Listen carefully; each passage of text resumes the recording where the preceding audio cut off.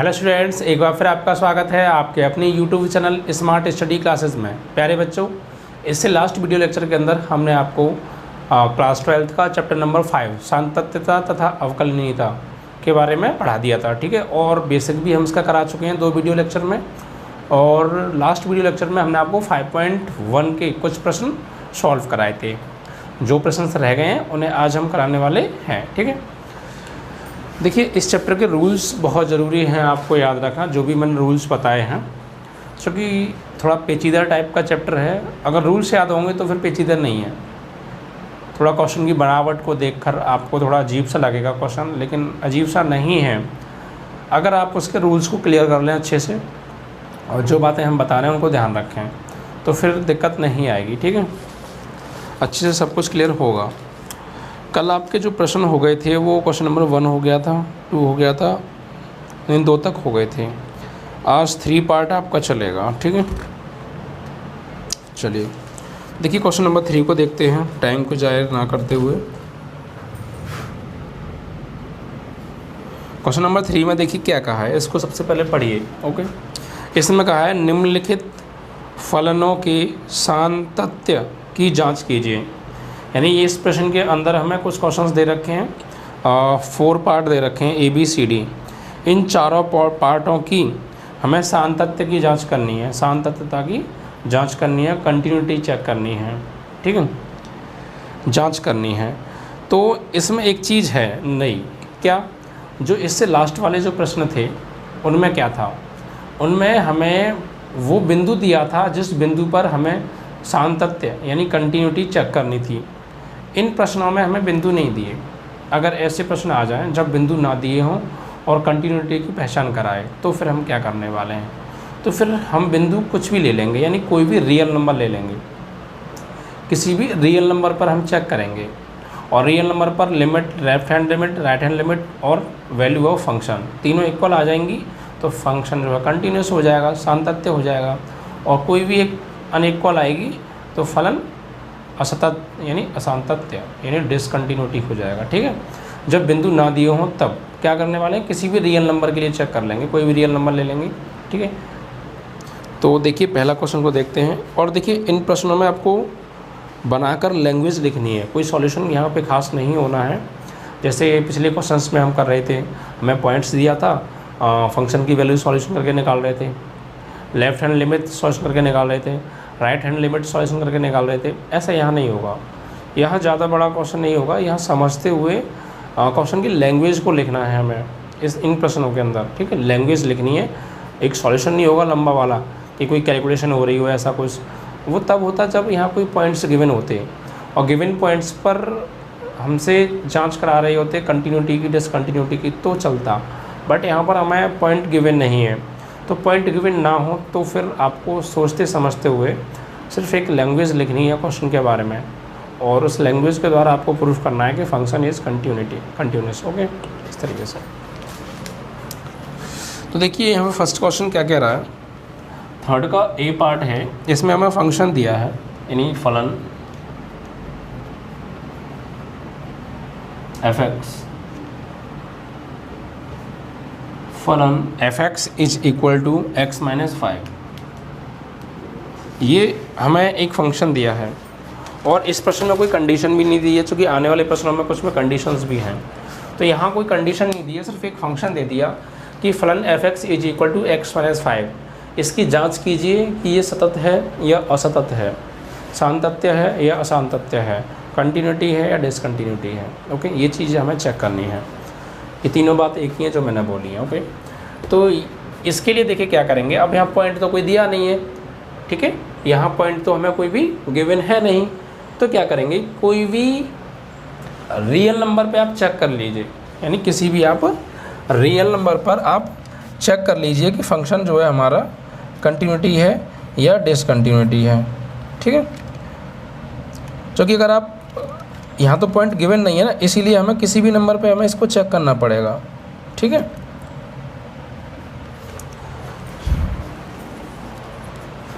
एक चीज़ देखिएगा आप, पॉइंट्स तो गिवन है नहीं, तो तो यहाँ पर हम क्या लिखेंगे, लैंग्वेज आपको लिखनी है। देखिए क्वेश्चन की लैंग्वेज को जो मैं लिखूँगा उसको आपको समझना है, ठीक है, रटना नहीं है। तो यहाँ पर हम लिखेंगे कि दिया गया फलन f(x), दिया गया फलन f(x), x belongs to r। x belongs to r means यानी x का मान कोई भी रियल नंबर हो सकता है। x बिलोंग्स टू r के लिए परिभाषित है। अब कैसे, देखिए आप यहाँ पर कोई भी नंबर लीजिए, कोई भी रियल नंबर ले लीजिए, -1 ले लीजिए, +2 ले लीजिए, 7 ले लीजिए, -3 ले लीजिए, या कोई भी x की जगह वेरिएबल लीजिए आप। तो यह फंक्शन की जब आप वैल्यू निकालोगे किसी भी वेरिएबल पर, किसी भी रियल नंबर पर, किसी भी रियल नंबर पर, तो यहाँ कुछ ना कुछ ये हमें फंक्शन वैल्यू देगा, कुछ ना कुछ वैल्यू देगा या नहीं देगा। और फिर आप किसी भी रियल नंबर ले लीजिए, उसी रियल नंबर पर इसकी लिमिट आप निकालिए, या तो आप लेफ्ट हैंड लिमिट निकालिए या राइट हैंड लिमिट निकालिए। तो नॉट डिफाइंड नंबर तो नहीं आएगा ना, 0 आ जाएगा, नेगेटिव नंबर आ जाएगा, पॉजिटिव आ जाएगा, बट नॉट डिफाइंड नंबर नहीं आएगा। अगर कोई भी हम यहाँ रियल नंबर यूज़ करेंगे तो जैसे आप 5 यूज़ कीजिए, तो 5 आपने यहाँ यूज़ किया, 5 - 5 0 आ गया। अब लिमिट निकालेंगे आप तब भी क्या आएगा, 0 आएगा। लेफ्ट हैंड लिमिट निकालोगे तब भी 0 आएगा, राइट हैंड निकालोगे। तो यहाँ हमें वैल्यू रख के चेक नहीं करना है, क्योंकि रियल नंबर तो बहुत सारे हैं, ठीक है। तो सभी रियल नंबर थोड़ी चेक करेंगे, सिर्फ आपको लैंग्वेज लिख देनी है कि ये किसी भी रियल नंबर के लिए जो है परिभाषित होगा, सातत्य होगा। और अगर आपको चेक करना ही है एग्जाम में, ये नहीं करना है, अगर आपको चेक करना है तो साइड से आप कोई भी एक रियल नंबर ले लीजिए। सपोज x = 2 ले लीजिए आप, तो x = 2 पर इस फंक्शन की वैल्यू निकालिए, x = 2 पर आप लेफ्ट हैंड निकालिए, राइट हैंड लिमिट निकालिए, और तीनों इक्वल आएंगी, ठीक है। तो आपको ये चीज़ एग्जाम में नहीं करनी है, सिर्फ आपको यहाँ वैसे भी दिख रहा है क्लियर कि कोई भी आप रियल नंबर ले लीजिए, उस रियल नंबर पर ये कोई ना कोई वैल्यू देगा हमें, ठीक है। तो ये जो फंक्शन है यहाँ लिखेंगे दिया गया फलन f(x), x belongs to r, किसी भी x बिलोंग्स टू r के लिए परिभाषित है। तो अगर हम मान लें कि कोई भी x बिलोंग्स टू c, कोई रियल नंबर ले लिया हमने, ठीक है, हमने कोई भी x = c कोई रियल नंबर ले लिया, तो माना लिख देते हैं यहाँ पे, माना x बिलोंग्स टू c कोई वास्तविक संख्या है,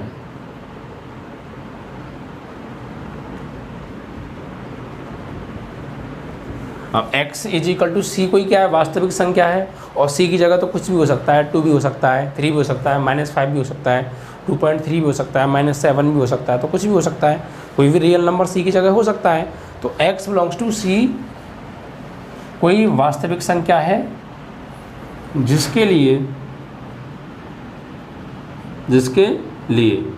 अगर हम मान लीजिए फंक्शन की वैल्यू निकालें x = c पर, तो f जो c है वो बराबर आएगा, लिमिट लगा लें अगर x = c पर, तो limit x tends to c minus और फंक्शन f(x), और राइट हैंड लिमिट लगा लें हम, यहाँ से क्या निकालें, राइट हैंड लिमिट निकालें, तो limit x tends to c plus function f(x). ये तीनों वैल्यू आपस में कैसी आएंगी, बराबर, क्योंकि जब हम x की जगह c यूज़ करेंगे यहाँ पर, तो ये तीनों वैल्यू हमें यहाँ पर c लगाएंगे तो c - 5 देंगी, ठीक है। हमने क्या किया, ये कोई भी रियल नंबर c ले लिया था, c की जगह तो कुछ भी हो सकता है, तो इस c पे हम चेक कर रहे हैं। तो c पे अगर हम फंक्शन की वैल्यू निकालें तो fc, अगर लेफ्ट हैंड लिमिट निकालें तो limit x tends to c minus, क्योंकि लेफ्ट हैंड में माइनस आता है इस फंक्शन पर, और limit x tends to c plus, यानी राइट हैंड लिमिट निकालें तो भी जो फंक्शन, जो तीनों जो फंक्शन वैल्यू देंगे वो क्या देंगे, अगर x की जगह c लगाएं तो c - 5, यानी तीनों कंडीशन में हमें जो वैल्यू मिलेगी वो c - 5 मिलेगी, ठीक है। और c - 5 मिलेगी मतलब तीनों बराबर आएंगे, और तीनों बराबर आएंगे तो क्या कह सकते हैं हम, जो है फलन किसी भी रियल नंबर पर सतत होगा, ठीक है। अतः फलन F X belongs to R के लिए सतत होगा। बस इतनी ये लैंग्वेज आपको समझनी है। लैंग्वेज को समझते हुए आपको जो है इसको सॉल्व करना है, क्योंकि अगर आप लैंग्वेज को नहीं समझेंगे तो बात नहीं बनेगी। ठीक, एक बार और मैं थोड़ा सा समझाने की कोशिश करता हूँ। लैंग्वेज है तो इसलिए थोड़ा सा आपको अटपटा सा लग रहा होगा, लेकिन आप वास्तविकता को जानेंगे, लैंग्वेज की गहराई को समझेंगे तो फिर क्वेश्चन हार्ड नहीं है। देखिए क्या बात है, यहाँ पर क्या है कि हमें एक्चुअल में प्रॉब्लम क्या है कि इस क्वेश्चन के अंदर पॉइंट्स नहीं दिए हैं, यानी वो पॉइंट नहीं दिया है जिस पॉइंट पर हमें फलन चेक करना है। लास्ट क्वेश्चन में पॉइंट दिया था, तो इसलिए थोड़ा सा आपको, तो इसीलिए इन क्वेश्चन में हमें लैंग्वेज लिखनी है। यानी कोई भी function F x is equal to X minus 5 है, ठीक है, और F x is equal to X minus 5। तो अब हम क्या करेंगे, जब कोई पॉइंट ना दिया हो तो किसी भी रियल नंबर पे आप चेक कर लीजिए। ठीक है, तो आप यहाँ कोई भी रियल नंबर आप मन माइंड में ही चेक कर लीजिए। आप कोई भी नंबर यहाँ पर रियल नंबर लोगे एक्स की जगह पर, तो कोई ना कोई हमें कोई डिफाइन नंबर देगा या नहीं देगा, ये फंक्शन देगा ना। तो लिमिट निकालेंगे तब भी डिफाइन नंबर देगा, ठीक है, और सेम देगा। ठीक है, तो हमने क्या किया कि दिया गया फलन जो एफ एक्स है वो किसी भी एक्स बिलोंग्स टू आर, किसी भी रियल नंबर के लिए क्या है, परिभाषित है, डिफाइन है। ठीक है, तो फिर क्या होगा, हमने कोई भी पॉइंट ले लिया x is equal to C, कोई भी रियल नंबर ले लिया, और सी की जगह तो फिर कुछ भी हो सकता है। हमने कोई रियल नंबर सी लिया है तो सी की जगह तो कुछ भी ले सकते हैं आप, 5 भी ले सकते हैं, 2.3, कुछ भी डिफाइंड नंबर ले सकते हैं। और इस सी पर क्या होगा, जब हम इस फंक्शन की वैल्यू निकालेंगे एफ सी, तो क्या आएगा, सी माइनस 5 देगा। और अगर हम इसकी लेफ्ट हैंड लिमिट निकालेंगे सी पर, तब भी हमें सी माइनस 5 ही मिलेगा, और राइट हैंड लिमिट निकालेंगे तब भी क्या मिलेगा, सी माइनस 5 मिलेगा। मतलब तीनों फंक्शन, तीनों जगह जो हमें वैल्यू देगा ये सी, वो सी माइनस 5 देगा। तो फिर तीनों इक्वल आ रहे हैं, और तीनों इक्वल आ रहे हैं तो x is equal to C पर, या x belongs to any real number पर ये फलन क्या होगा, सतत होगा। ठीक है, ये लैंग्वेज आपको समझते हुए लिखनी है। ओके, ये पहला पार्ट कंप्लीट हो गया आपका। एक्सरसाइज 5.1 का। ठीक है, अब इसके बाद आपका जो प्रश्न आता है वो आता है आपका क्वेश्चन नंबर बी, इसका पार्ट है। देखिए इसमें क्या कह रहा है, फंक्शन हमें दे रखा है F x is equal to 1/x minus 5, f x is equal to, B part है, फलन हमें दे रखा है F x is equal to 1/x minus 5, और यहाँ एक कंडीशन और दी है, x does not belongs to, यानी x does not equal to 5, यही दिया I think. F x 1/x minus 5, x does not equal to 0, वो 5। चलिए ये है। अब देखिए यहाँ पर कंडीशनल क्वेश्चन है ये, क्योंकि यहाँ एक कंडीशन दे दिया कि जो x की वैल्यू है वो 5 ना हो, यानी जो फंक्शन एफ एक्स है is equal to X minus 5 है, तो ये जो x बराबर 5 नहीं है, इसका मतलब क्या है कि ये जो फंक्शन है, देखिए आप सीधे दिख रहा है, अगर हम x बराबर 5 ले भी लें और उसको यहाँ लगाएं तो 5 माइनस 5 0 हो गया, तो नॉट डिफाइंड नंबर मिलेगा, मिलेगा नहीं मिलेगा। भाई अगर हम x इज इक्वल टू 5 ले लें यहाँ पर, तो आप 5 लगाएंगे, 5 माइनस 5 0 हो गया, और 0 से डिवाइड करेंगे इन्फिनाइट आएगा, यानी क्या होगा, नॉट डिफाइंड नंबर मिलेगा। इसका मतलब क्या होगा कि अगर x बराबर 5 पर ये फंक्शन परिभाषित नहीं है, x बराबर 5 पर परिभाषित नहीं होगा, और 5 को छोड़कर बाकी जितने भी रियल नंबर होंगे उन पर ये परिभाषित होगा, होगा या नहीं होगा। ठीक है, तो हम यहाँ लिखेंगे अतः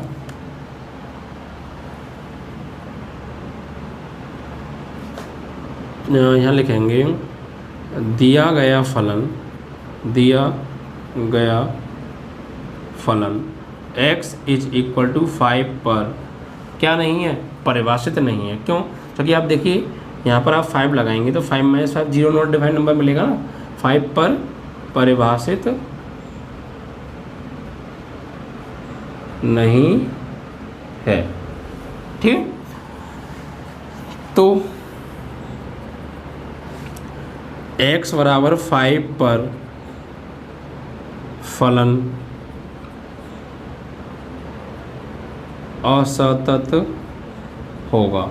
यानी x बराबर 5 पर तो क्या होगा, असतत होगा। लेकिन x बराबर 5 को छोड़ के बाकी जितने भी रियल नंबर होंगे उन पर तो फंक्शन क्या होगा, सतत होगा ना। क्योंकि आप यहाँ कोई भी और नंबर लेके देख लीजिए, रियल नंबर 5 को छोड़ के तो कोई ना कोई डिफाइंड नंबर मिलेगा, नॉट डिफाइंड तो नहीं मिलेगा ना। आप 7 लेंगे तो 1/2 हो जाएगा, 0.5 तो डिफाइंड नंबर है, ठीक है, यानी रियल नंबर है। और किसी भी रियल नंबर को आप रख के देख लीजिए x = 5 को छोड़कर, तो प्रत्येक रियल नंबर पर ये कोई ना कोई डिफाइंड वैल्यू देगा। और फंक्शन की वैल्यू लेंगे तब भी वही निकल के आएगी, ठीक है, लिमिट निकालेंगे तब भी वही वैल्यू निकल के आएगी किसी एक पॉइंट पर अगर हम चेक करेंगे। बट हमें चेक नहीं करना है, सिर्फ लैंग्वेज लिखनी है, ठीक है। तो x = 5 पर तो सीधे सीधे दिख रहा है कि डिफाइन नहीं होगा, तो x = 5 पर तो फलन क्या होगा, असत्य होगा, ठीक है। लेकिन किसी x बिलोंग्स टू r -5, इसका मतलब क्या है, यानी कोई भी रियल नंबर के लिए, लेकिन 5 को छोड़ के, यानी जो भी रियल नंबर है उसमें से 5 को हटा दो, बस किसको हटा दो, 5 को हटा दो, पॉजिटिव 5 को। तो इस 5 को हटाने के बाद r -5 मतलब रियल नंबर जितने भी हैं उनमें से सिर्फ 5 को हटा दिया, तो बाकी जितने नंबर बचे उन पर क्या होगा, ये परिभाषित होगा। लेकिन किसी x बिलोंग्स टू r -5 यानी r में से 5 को हटा के लिए फलन f(x) परिभाषित होगा, ठीक है। तो x = c पर, यानी c क्या, कोई भी हमने ले लिया रियल नंबर है, और रियल नंबर की जगह तो कुछ भी आ सकता है, 4 आ सकता है, 7 आ सकता है, 8 आ सकता है, 0.3 आ सकता है, 9 आ सकता है, -2 आ सकता है, 5 को छोड़कर, ठीक, जो कि हमने यहाँ 5 को हटा दिया है ना। तो x = c पर फलन की अगर हम वैल्यू निकालें तो f(c) और लिमिट निकालें, लेफ्ट हैंड लिमिट, यानी limit x tends to c minus function f(x), और राइट हैंड लिमिट निकालें, यानी limit x tends to c plus और फलन f(x). ये जो तीनों होंगे ये हमें क्या वैल्यू देंगे, x = c पर, तो ये हमें तीनों जो वैल्यू देंगे 1/c-5 वैल्यू देंगे। भाई c हमने लगा दिया, c की जगह आप कुछ भी यूज़ कर सकते हैं 5 को छोड़ के, तो फिलहाल हम यहाँ c के लेके चले तो हमने c लगा दिया, यानी तीनों फंक्शन हमें क्या देंगे, c-5 वैल्यू देंगे, ये दोनों लिमिट और ये फंक्शन। तो तीनों चीज़ें बराबर आएंगी किसी भी रियल नंबर के लिए 5 को छोड़कर, क्योंकि 5 पर तो डिफाइन नहीं है ना, इसीलिए। तो किसी भी रियल नंबर के लिए 5 को छोड़कर ये कोई भी डिफाइन वैल्यू देगा 1/c-5, और तीनों बराबर होंगे तो फिर ये क्या हो जाएगा, फलन सतत हो जाएगा। अतः किसी भी x बिलोंग्स टू r -5 के लिए फलन सतत है। इस तरीके से ये आपको लैंग्वेज बना के लिखनी है, ठीक है। अगर थोड़ा सा नहीं क्लियर हो वीडियो को रिपीट कीजिए, और मैं जो बोल रहा हूँ उसको भी समझिए, और लिख रहा हूँ उसको भी समझिए लैंग्वेज को, ठीक है। और उसको समझते हुए आप लैंग्वेज लिखिए, आपका आंसर हो जाएगा। इस तरीके से आपको लैंग्वेज लिखनी है, ठीक है। और आपको लैंग्वेज इस तरीके से लिखनी है कि एग्जामिनर जो हैं उनको समझ में आ जाए कि एक्चुअल में बंदा लिखना क्या चाह रहा है। और इतनी बात क्लियर हो गई एग्जामिनर को तो फिर आपको क्वेश्चन ठीक है, ओके। ये चीज़ अब देखिए, इसी के साथ आपका इसमें पार्ट आता है सी पार्ट में देखिए क्या दे रखा है।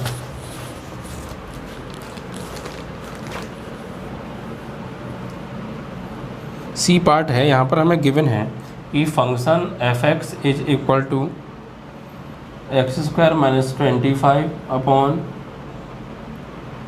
+ 5, और यहाँ भी कंडीशन दी है x इज इक्वल टू, नहीं इसमें भी डज नॉट इक्वल टू -5 दिया आपने, x does not equal to -5, ठीक है। तो अब देखिए यहाँ पर आप यहाँ देखिए, पहले तो इस फंक्शन की आप बनावट को देखिए। मैंने आपको बेसिक के अंदर बताया था, अगर क्वेश्चन करने से पहले आप फंक्शन की बनावट पे फोकस करें। अगर फंक्शन की बनावट के अकॉर्डिंग अगर वो फंक्शन सॉल्यूशन हो सकता है, वो हल हो सकता है, तो उसको पहले आप हल कीजिए, जितना हल हो सकता है उतना। रेशनलाइजेशन करके कीजिए, ठीक है, फैक्टराइज करके कीजिए, कुछ भी काट पीट करके कीजिए, यानी कुछ भी हो रहा हो आप कीजिए, अगर हो रहा है तो ज़बरदस्ती नहीं, और उसको सिंपल बनाइए, आप पहले सॉल्व कीजिए। देखिए अगर हम यहाँ गौर दें तो फंक्शन हमारा सॉल्व हो रहा है, कैसे देखिए, इसको हम लिख सकते हैं F x is equal to X square minus 25 को हम 5 का स्क्वायर और अपॉन एक्स प्लस 5। अगर आप गौर दें तो ए स्क्वायर माइनस बी स्क्वायर का फॉर्मूला बन गया ये, तो ये हो जाएगा आपका ए प्लस बी और ए माइनस बी, यानी ए की जगह एक्स, बी की जगह 5, तो एक बार इन दोनों को जोड़ देंगे, एक बार इन दोनों को घटा देंगे और divide by x plus 5। Okay, तो अब आप देखें तो यहाँ पर x प्लस 5 से आपका x प्लस 5 कैंसिल हो गया, ठीक है। तो क्या बचता है, तो आपका जो फंक्शन बचता है वो F x is equal to X minus 5 बचता है, ठीक है। F x is equal to X minus 5 function आपका बचता है। अब आप देखिए यहाँ पर अब हमें चेक करना है x does not equal to -5 पर फंक्शन कैसा है।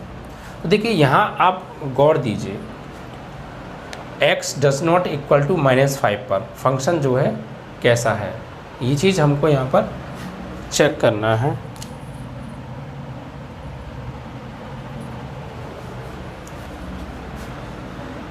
फंक्शन में हमें दे रखा है x प्लस 5 दे रखा है।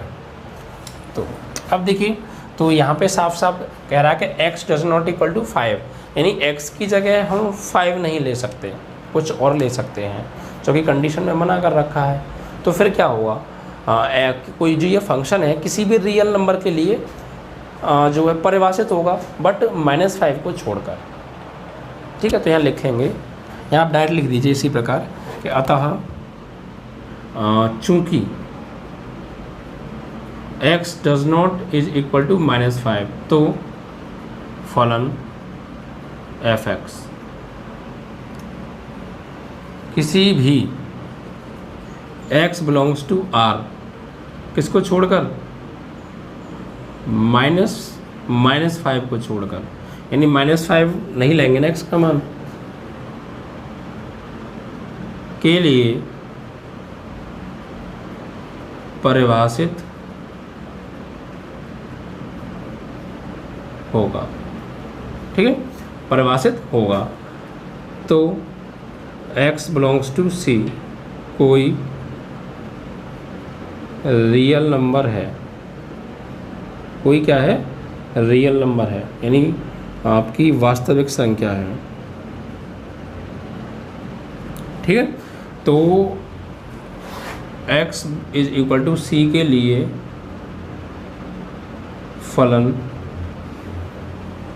की अगर हम वैल्यू निकालें, फंक्शन की अगर हम वैल्यू निकालें तो क्या देगा हमें, एफ सी, और लिमिट निकालें लेफ्ट हैंड लिमिट, तो limit x tends to c minus function F X, और राइट हैंड लिमिट निकालें तो limit x tends to c plus F X, यानी जो तीनों वैल्यू हैं, दोनों लिमिट्स और ये फंक्शन की वैल्यू, तीनों वैल्यू हमें क्या देंगी, x is equal to C पर, x is equal to C पर ये हमें देंगी c माइनस 5।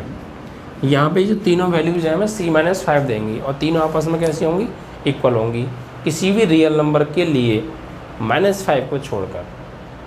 और फिर अगर c माइनस 5 यानी बराबर वैल्यू देंगी तो हमारा फंक्शन क्या होगा, सतत होगा। अतः x बिलोंग्स टू r -5 के लिए, यहाँ पर जो c है, x is equal to C, कोई भी रियल नंबर हो सकता है, बट देखिए यहाँ पर जो c है आपका, x is equal to C, कोई भी रियल नंबर हो सकता है, but does not equal to -5, C का मान -5 नहीं हो सकता, ये ध्यान रखना भाई। c एक रियल नंबर है, और रियल नंबर की जगह कुछ भी हम ले सकते हैं, तो -5 भी ले सकते हैं, नहीं, क्योंकि यहाँ क्या है, c does not equal to, यानी x is equal to C कोई रियल नंबर तो है, बट -5 नहीं होगा, यानी -5 को छोड़ के कुछ भी आप रियल नंबर ले सकते हैं, ठीक है। तो उसके लिए फंक्शन क्या होगा, सतत होगा। हाँ, किसी भी x बिलोंग्स टू r -5 को छोड़ के लिए फलन एफ एक्स सतत होगा। ये आपको लैंग्वेज लिखनी है क्वेश्चन की बनावट के आधार पर, ठीक है। तो इस तरीके से आपके 3 पार्ट समाप्त हो गए। इस क्वेश्चन के। ठीक है,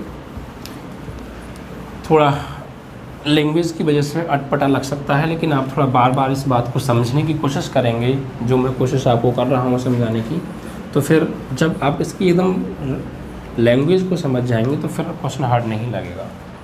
ठीक है, अब देखिए इसमें क्वेश्चन नंबर आपका दे रखा है डी पार्ट, और मॉड्यूलस x-5 दे रखा है फंक्शन जो है डी पार्ट में, तीसरे का डी पार्ट दे रखा है।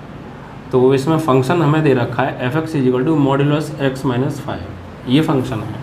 ओके, ये फंक्शन है। तो अब देखिए यहाँ तो कोई कंडीशन भी नहीं दी है कि x does not equal to 5, x does not equal to -5, ऐसी कोई कंडीशन नहीं है। तो यहाँ तो आप देखिए कोई भी आप रियल नंबर लीजिए तो यहाँ तो कोई ना कोई डिफाइंड नंबर मिलेगा ही मिलेगा, सीधे सीधे दिख रहा है हमें। क्यों, आप कुछ भी ले लीजिए, आप -1 लेंगे तो -6, और मॉड्यूलस से जब बाहर वैल्यू आएगी तो +6, यानी फंक्शन की वैल्यू अगर x = -1 लें तो -6 और बाहर आएगी +6, यानी +6 देगा -1 पर। अगर आप 2 लेना चाहते हैं तो 2 -5 -3 बाहर आगे +3। तो मतलब कोई भी आप रियल नंबर ले सकते हैं, यहाँ तो हर रियल नंबर के लिए ये परिभाषित होगा। ठीक है, तो आप लिख दीजिएगा, अतः फलन f(x) x belongs to R के लिए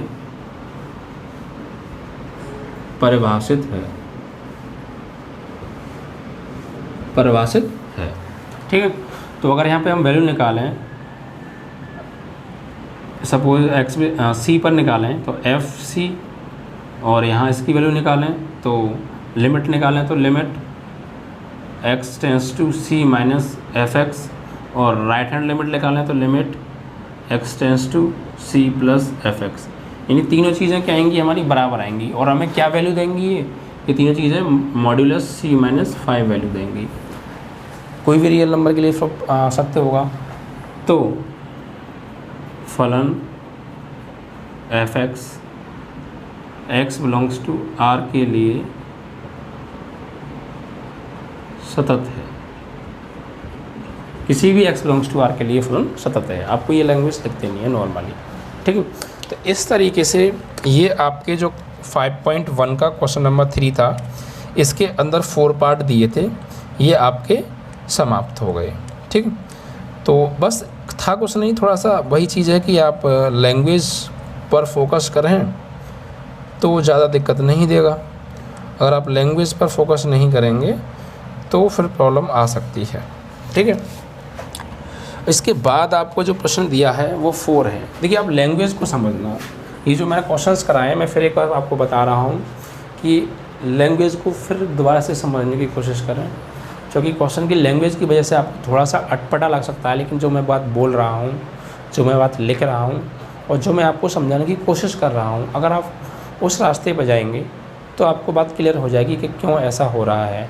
और जैसे ही आपको ये बात समझ में आ जाएगी तो फिर आपको लैंग्वेज आप अपने आप, ज़रूरी नहीं है मैं जिस टाइप से बना के लैंग्वेज लिख रहा हूँ आप भी लिख सकते हैं।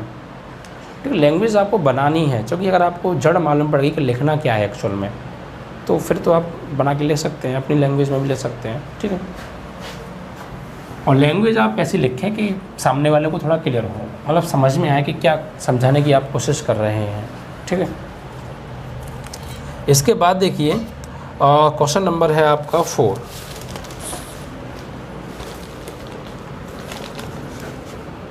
क्वेश्चन नंबर 4, इसमें देखिए क्या है, यहाँ पे हमें प्रूफ करा रहा है कि सिद्ध कीजिए कि फंक्शन f(x), यानी एक फलन दिया है f(x) is equal to x⁴n और x is equal to n पर ये कंटिन्यूस है, ये सिद्ध करना है। और जहाँ n क्या है, पर सतत है, ये सिद्ध करना है। सिद्ध करो फलन f(x) is equal to x⁴n, x और n पर सतत है, जहाँ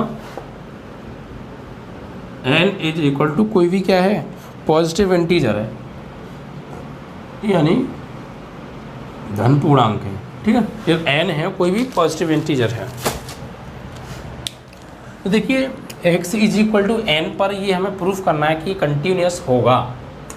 तो देखिए अगर हम x is equal to N पर अगर फंक्शन की वैल्यू निकालें तो x की अगर n लगाएंगे तो n की पावर n मिलेगा, ठीक है। और फिर अगर हम इसकी लिमिट भी निकालेंगे तब भी क्या होगा, तब भी हमें x की पावर n मिलेगा। तो हमें सीधी सीधी लैंग्वेज यहाँ भी हम लिखेंगे, अतः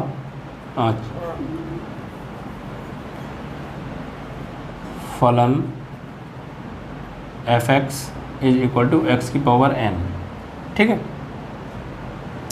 तो यहाँ पर अगर हम वैल्यू लें F N is equal to क्या मिलेगी हमें, x की जगह अगर हम n लगा दें तो यहाँ पे n की पावर n, ठीक है। और अगर लिमिट निकालें तो limit x tends to n minus, तो यहाँ भी हमें लिमिट क्या मिलेगी, x की जगह n लगाएंगे तो n की पावर n ही मिलेगी। और अगर हम राइट हैंड लिमिट निकालेंगे तो तब भी यहाँ पे x टेंस टू ये क्या है n माइनस और यहाँ n प्लस, तो यहाँ भी जो हमें फंक्शन वैल्यू देगा, यहाँ भी जो हमें लिमिट वैल्यू देगी वो भी क्या आएगी, x की n की पावर n ही आएगी। क्योंकि x की जगह तो हम यहाँ n ही यूज़ करने वाले हैं, ये माइनस नहीं, माइनस n माइनस मीन्स तो सिर्फ इतना हो जाएगा कि हम जो वैल्यू ले रहे हैं वो n से छोटी ले रहे हैं और n प्लस n से बड़ी ले रहे हैं। सिर्फ ये प्लस माइनस इस बात को शो कर रहा है, कोई और मीन्स नहीं है इसका। तो आपको करना क्या है बस कि यहाँ पर अगर आप फंक्शन पर इस फंक्शन पर लिमिट निकालेंगे x is equal to n minus पर, तो यहाँ भी n की पावर n मिलेगा। और यहाँ आप निकालोगे राइट हैंड लिमिट पर तो यहाँ भी n की पावर n मिलेगा। और हमने जो n पर x is equal to n पर फंक्शन की वैल्यू निकाली तो वहाँ भी n की पावर n। ये तीनों जगह क्या मिलने वाला है हमें, ये चीज़ें बराबर मिलने वाली हैं, यानी क्या वैल्यू मिलेगी, n की पावर n, ठीक है। तो फलन f(x) x is equal to n पर सतत है, ये चीज़ बस बना के थोड़ा सा आपको लिखना है, कोई वैसा नहीं है, ठीक है। तो और n कोई भी पॉजिटिव इंटीजर है तो आप ऐसा कीजिए, अगर आप चाहें चेक करना तो कोई भी पॉजिटिव इंटीजर ले लीजिए, आप सपोज 2 ले लीजिए, -5 ले लीजिए, 3 ले लीजिए, सॉरी माइनस नहीं ले सकते क्योंकि पॉजिटिव इंटीजर है, धनात्मक पूर्णांक है। तो आप कोई भी पॉजिटिव ना लीजिए, 5 ले लीजिए, 2 ले लीजिए, 3 ले लीजिए, 7 ले लीजिए और आप चेक कर लीजिए किसी एक पॉइंट पर, ऑफकोर्स तीनों की वैल्यूज इक्वल आएंगी, ठीक है। देखिए अगर आप यहाँ पे सपोज n की जगह 2 लेंगे, मैंने आपको थोड़ा सा बोल के समझाता हूँ। अगर यहाँ 2 लेते हैं suppose x is equal to 2, कोई भी पॉजिटिव इंटीजर, तो 2 की पावर 2 यहाँ और यहाँ भी 2, ओके, 2 की पावर 2 4। फिर आप लिमिट निकालोगे तो वहाँ भी x की पावर n की पावर n, 2 की पावर 2 4, और राइट हैंड निकालोगे तो वहाँ भी 2 की पावर 2 यानी 4। तो हर जगह इक्वल आएगी ना, इक्वल आएगी तो फिर सतत हो जाएगा, ठीक है। यही चीज़ हमें थोड़ा सा बताना है। इसके बाद आपका आता है क्वेश्चन नंबर 5। देखिए अभी तक के जो प्रश्न थे इसमें हमने थोड़ा सा लैंग्वेज का महत्व ज़्यादा था, लैंग्वेज लिखी, लेकिन इस प्रश्न में अब देखिए क्या करना है आपको। यहाँ ये प्रश्न थोड़ा कंडीशनल है और इसके बाद जो भी प्रश्न आएंगे वो सब कंडीशनल होंगे।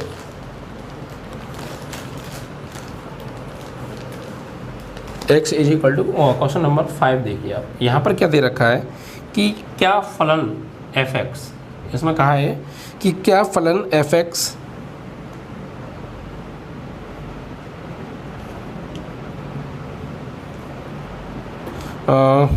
x यदि x लेस देन इक्वल 1 और 5 यदि x इज ग्रेटर देन 1 द्वारा परिभाषित फलन f(x) x is equal to 0, x is equal to 1 and x is equal to 2 पर संतत है।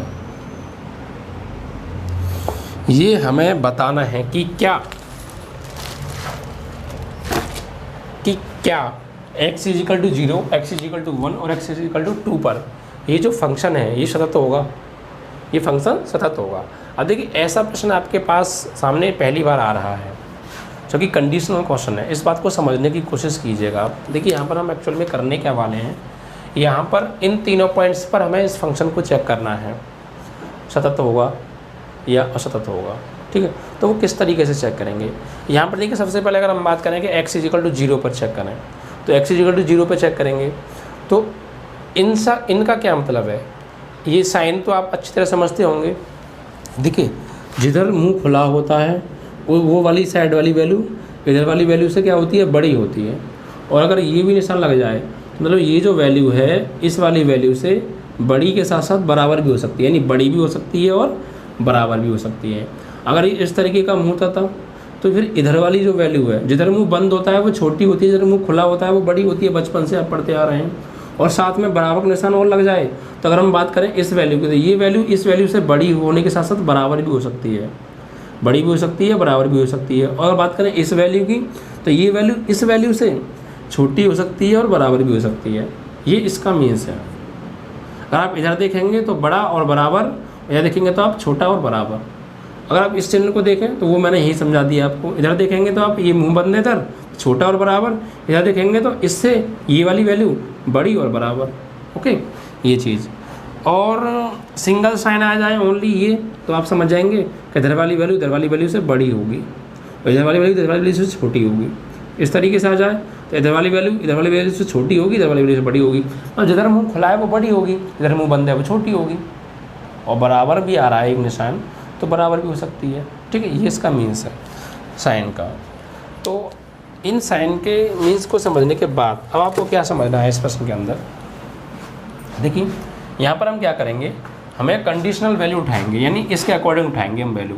अगर जिस पॉइंट पर हम निकाल रहे हैं, अगर वो पॉइंट यानी वो वैल्यू x की वैल्यू अगर 1 से छोटी होगी तो हम ये वाला फंक्शन लेंगे, और x के 1 के बराबर होगी तब भी हम यही फंक्शन लेंगे।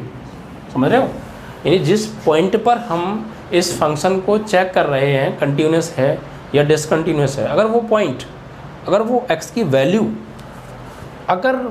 वैल्यू 1 से छोटी हुई तो ये वाला फंक्शन लेंगे, और 1 के बराबर हुई तब भी यही वाला फंक्शन लेंगे। अगर वो वैल्यू x की 1 से बड़ी हुई तो फिर ये फंक्शन लेंगे, यानी यहाँ पे डायरेक्ट वैल्यू दे रखी है, बड़ी हुई तब लेंगे।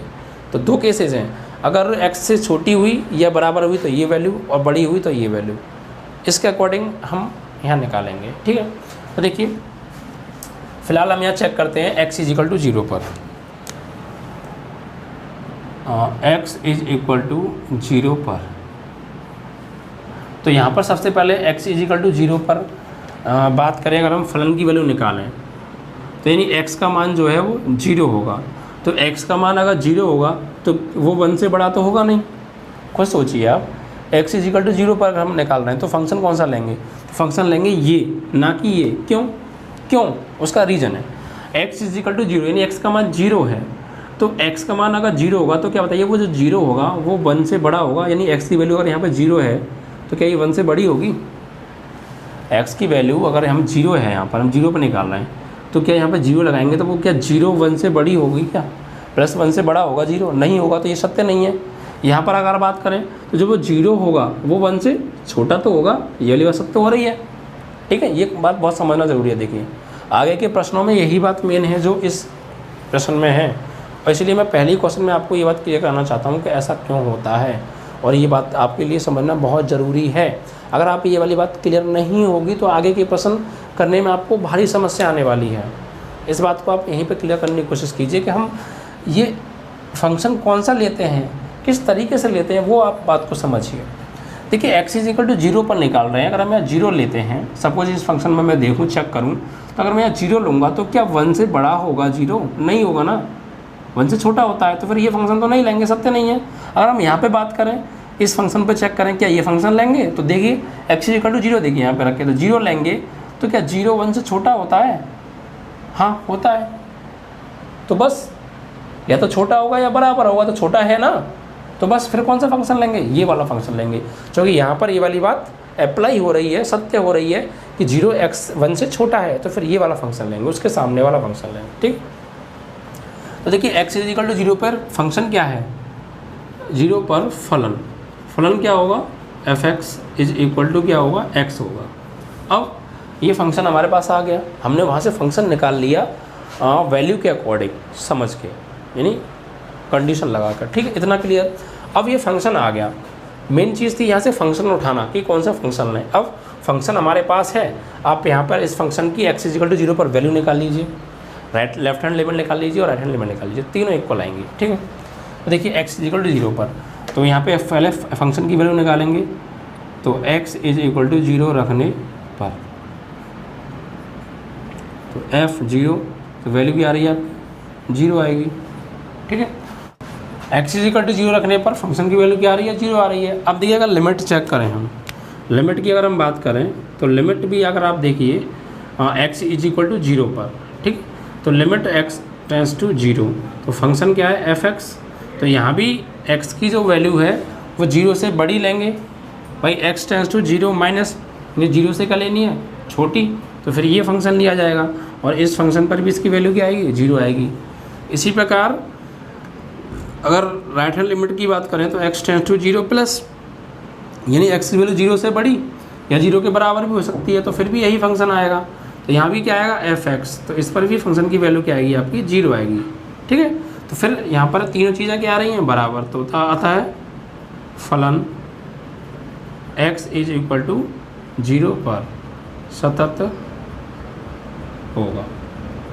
ठीक है, इस तरीके से ये आपका हो गया इसका पहले पॉइंट पर। अब देखिए बात करते हैं x = 2 पर। अगर हम बात करें x = 1 पर, 1 है, x = 1 पर, तो यहाँ देखिए आप सबसे पहले फंक्शन की वैल्यू लेंगे, तो x = 1, यानी 1 से छोटा है या 1 के बराबर। यहाँ तो 1 से बड़ी वैल्यू है तो ये तो लिया नहीं जाएगा, 1 से छोटा है या बराबर तो ये चलेगा, तो ये वाला फंक्शन लिया जाएगा। तो f(x) = x, तो f(1) = क्या आ जाएगा, 1 आ जाएगी।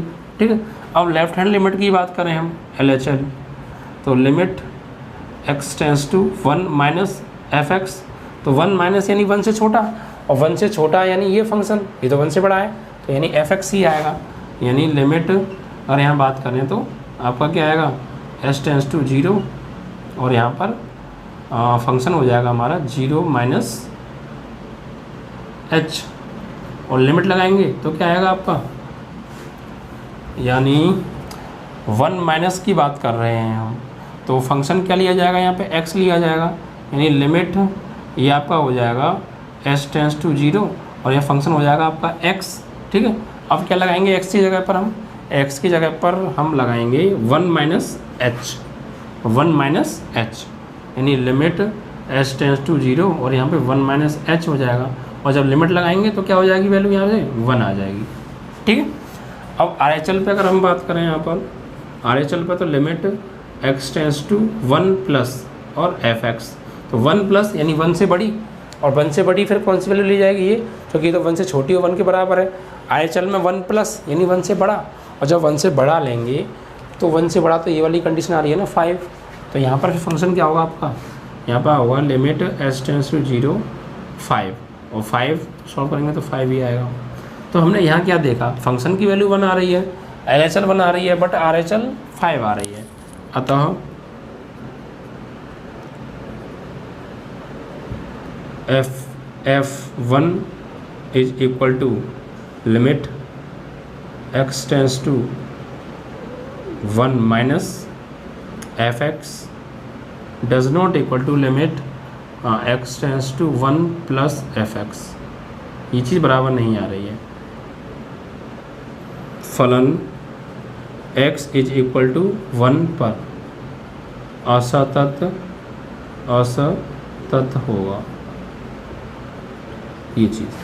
ठीक है, अब एक पॉइंट और बचा है x = 2, उस पर और हमको चेक करना है। तो देखिए आप यहाँ पर चेक कर लीजिए x = 2 पर, तो देखिए अगर आप फंक्शन की बात करें x = 2, यानी x का मान 2 है, तो यानी 1 से बड़ा है, x का मान क्या आ रहा है 2, तो 1 अगर जो x = 2 है वो 2 क्या है, 1 से बड़ा है, तो ये फंक्शन लिया जाएगा। यानी फंक्शन क्या आएगा, फंक्शन की जो वैल्यू आएगी वो क्या आएगी, 5 आएगी। अगर हम लेफ्ट हैंड लिमिट की बात करें तो लिमिट x →